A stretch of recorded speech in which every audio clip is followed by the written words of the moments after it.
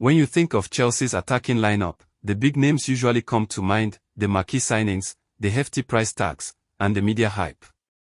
But quietly rising through the ranks, often underestimated and sometimes unfairly criticized, is a young striker who's slowly but surely proving his worth, Nicolas Jackson. Now, if you've watched Chelsea play in the 2023-24 and 2024-25 seasons, chances are you've seen Jackson in action, and you've probably got opinions. Some say he's raw. Others say he misses too many chances.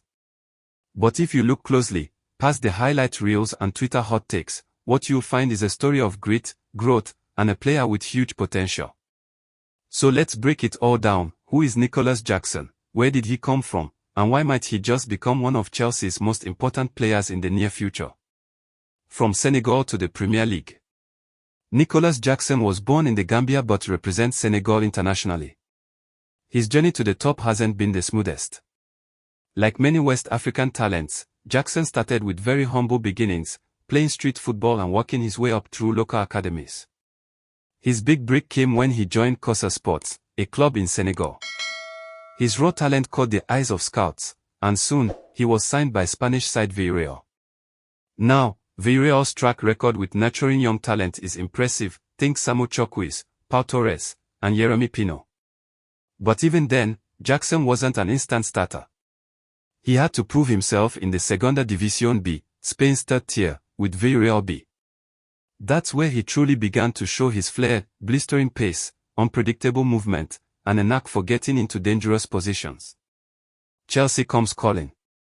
In the summer of 2023, Chelsea splashed the cash, again, and brought Jackson to Stamford Bridge for a reported £32 million. For a player who had only just broken into Villarreal's first team, that was a bold move. Chelsea fans were skeptical.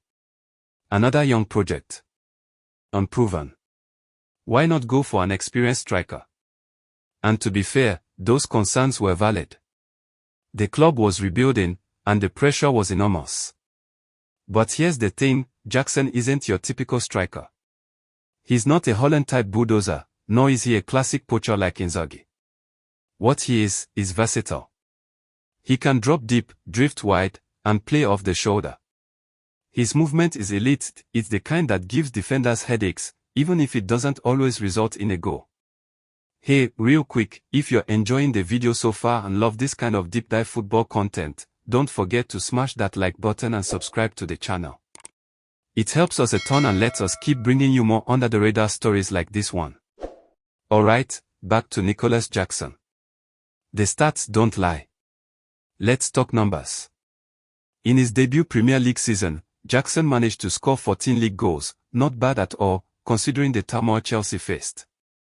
New manager, constant injuries, a young squad, it wasn't exactly a stable environment. But here's the kicker: Jackson actually underperformed his XG, expected goals, in that season. That means he was getting the chances but not always finishing them. On the surface, that might sound bad, but for analysts, it's a sign of a striker who's constantly getting into dangerous positions. That kind of movement is hard to teach. And when he did finish, it was often with style, whether it was a clever dink over the keeper, a low-driven finish, or a calling effort from the edge of the box. Work rate, movement, and raw potential. What makes Jackson stand out isn't just his goals. It's his relentless work rate. He's always pressing, always running, always trying to make something happen. In modern football, especially under managers like Pochettino and now Enzo Maresca, that kind of energy is gold. Defenders hate playing against him because they never get a moment's rest. He might miss a chance or two, but he never hides.